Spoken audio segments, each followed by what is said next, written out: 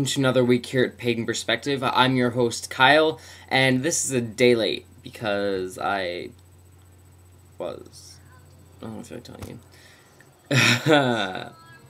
Anyway, imagine the intro here. Pagan Perspective, welcome to Pagan Perspective. Alright, computer just... So anyway, this was a viewer suggested question, and she or he asked us, what our favorite books are. They didn't specify, Wicca or paganism books, or just normal books. So anyway, I'm gonna do both. My favorite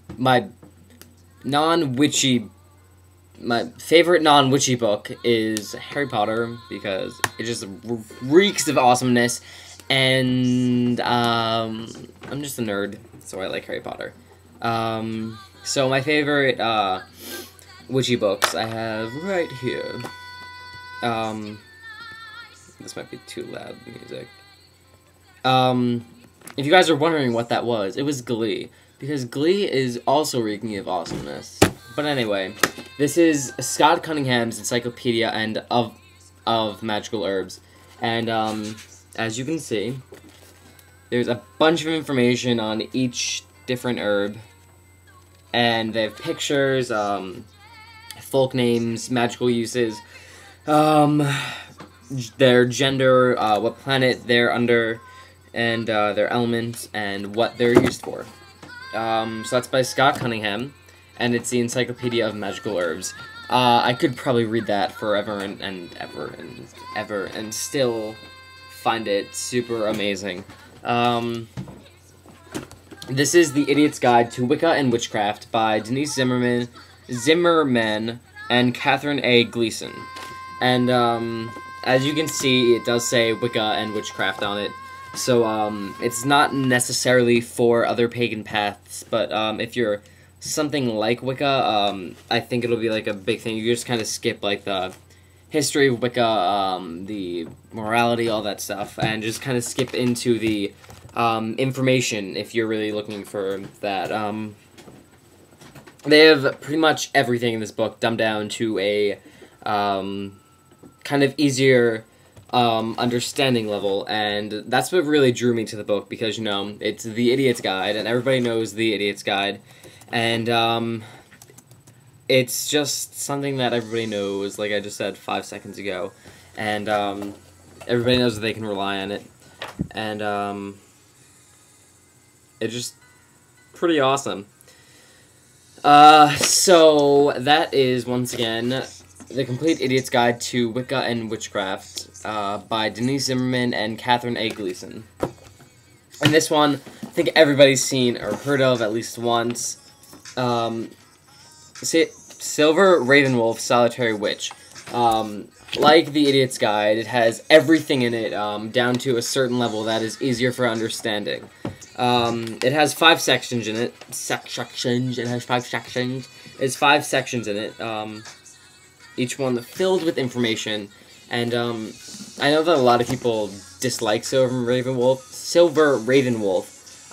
Not too sure why, but, you know, she's not telling you that you have to, use her spells and, something else that she has created, by herself.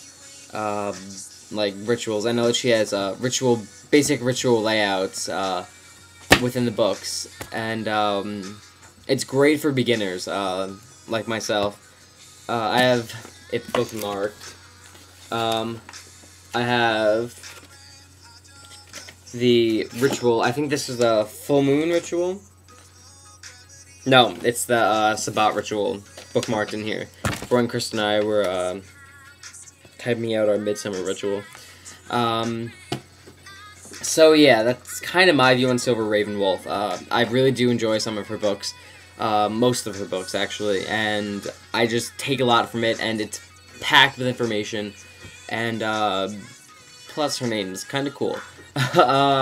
Next one, this mother effer. Encyclopedia of 5,000 Spells by Judica Isles. Unlike, other books, it doesn't really have any ritual layouts in here, but, it's kinda not, fluffy bunny. I know everybody hates that word, so do I, and I don't like to use it, but I can think of it, a better word. Let's see, a better word. White magic. It's not necessarily all white magic in here, although a majority of it is. For example, they have in the table of contents, and in the book, hexes and antidotes. I really don't see that as, white magic, hexes, and all that stuff, but, if you have to do it, you have to do it, and there has to be some way that you can get the information from, and, Judica was just, womanly enough to, put it in, and not worry about what other people think. And even in the front, it says, warning, and it's in a big black page, and it says, the Encyclopedia of 5,000 Spells contains an overview of magical... Can't read it through the computer. An overview of magical spells and practices from a multitude of eras, traditions, and places. It's intended as an inclusive encyclopedia and reference book. Many of the spells contained within these pages are not used and should not be reproduced. Are not to be used and should not be reproduced. Yeah. Some involve dangerous, potentially harmful, and deadly poisonous botanicals, meaning ingredients. The author and the publisher strongly advise against using any spells containing noxious substances, never heard that word, or poisonous botanicals, or spells containing blood, the use of which result in the transmission of blood-borne diseases, which may be fatal. These spells are only reproduced here, produce a historical context. Any reader, I can read, don't worry, any reader uses the spells entirely at their own risk, and the author and publisher accept no liability if the spells do not have the desired effect, or if adverse effects are caused. And right here at the bottom, this book is not suitable for children. Although I don't quite agree with that, because the general term child really depends on how mature you are inside. I know what I'm supposed to do and what I'm not supposed to do. I really think they were aiming at, like, 8-year-old, actually reading the book. So this video is getting kind of long, and, I'll talk to you guys next week. I'm sorry that this video is late. Cars will be up later. I texted her last night, telling her that I won't be able to do it tonight, or last night. Whatever, you guys know what I'm saying. Alright, so... bye, guys, and have a great Thanksgiving, and a great week, and blessed be...